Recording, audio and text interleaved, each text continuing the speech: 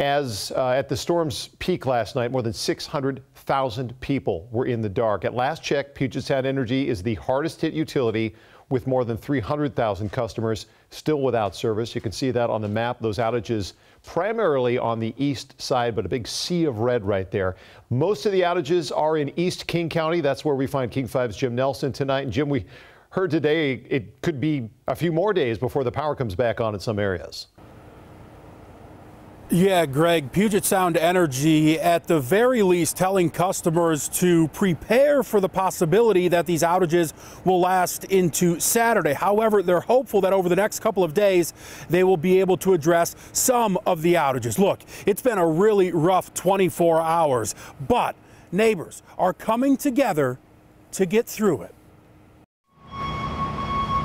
Round-the-clock work on the east side. Took out big power lines. Power companies trying to get the lights back on. This storm was just so massive. Stoplights still out, trees toppled over, power lines tangled in branches. Hundreds of thousands of customers still in the dark, but making do. This is our charging area down here on the floor. Chuck Needham, a humble helper in Redmond. Phone chargers scattered across the floor. His home, a hub for the neighborhood. This is my generator set up. I just have a piece of plywood over it to keep the rain off it if it starts raining.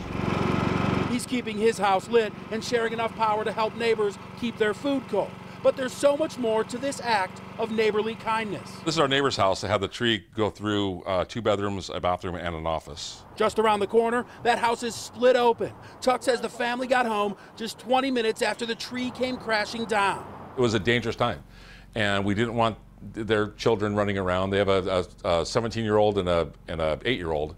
And we didn't want them out there in that, so we took them in without hesitation. They put them up for the night. So we had this family of 4 in our tiny little house here all of a sudden, and it was just like inviting family in, so it was all good. Still surrounded by darkness, Chuck couldn't be more proud to lend a helping hand. We have a neighborhood here that we'll look out for each other, and we'll get through this. Shining some positive light after weathering the storm.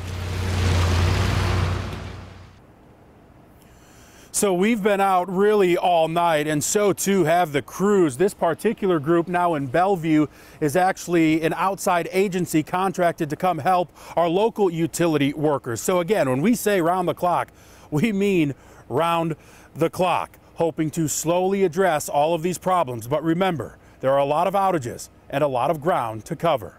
Live in Bellevue, Jim Nelson, King 5 News.